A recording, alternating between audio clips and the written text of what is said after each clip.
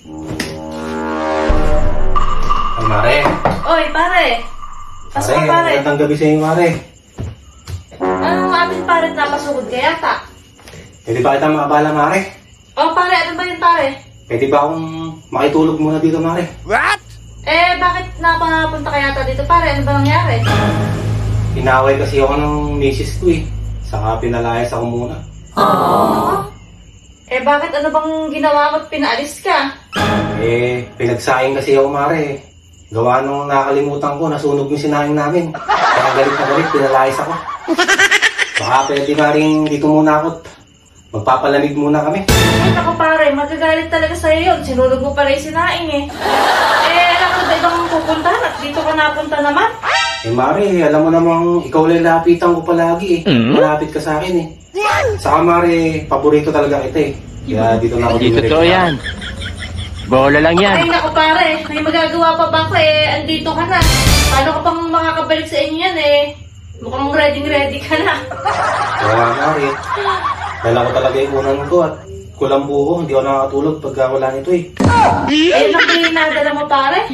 Oo Mare, saan nga pala Mare? Nasaan nga pala si pare? Umalis. Alam mo naman yun, lagi nasa trabaho. Nice! Ganun uwi niya.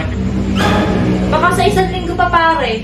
Matagal pala Mare uwi ni pare. Tama-tama pala Mare, nakatiming yung pagpunta ko dito ngayon. Mga ilang araw lang ako Mare dito, okay lang ba?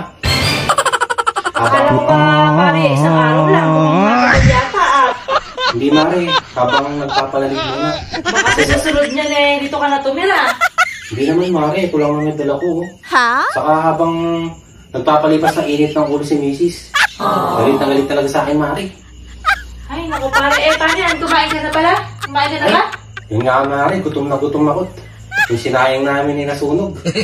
Kaya hindi ako nakakain Mare. Ano ba yung makakain din Mare? Ay, sakto. May natira naman akong ulam dyan. Tinakpan ko dun sa kusina. Gusto mo bang kumain? Oo Mare, tamang-tama pala. Kakain ako Mare. Oo, siya pare. Bahala ka nang kumuha ng pagkain dyan. Ako'y inaantok na. Marami ka sa inyong nilaban. Baka bukas ko natiklopin to. Ano mo Mare, mukhang pagod na pagod ka. O sige Mare, mauna ka na matulog doon. Sige pare, bahala ka na dyan ha. Alam mo naman na yung kusina. Oo. Ako'y matutulog na. Mauna na akong pangalik ha. Sige Mare. Pakisarado na lang yung pinto pagka pumasok ka.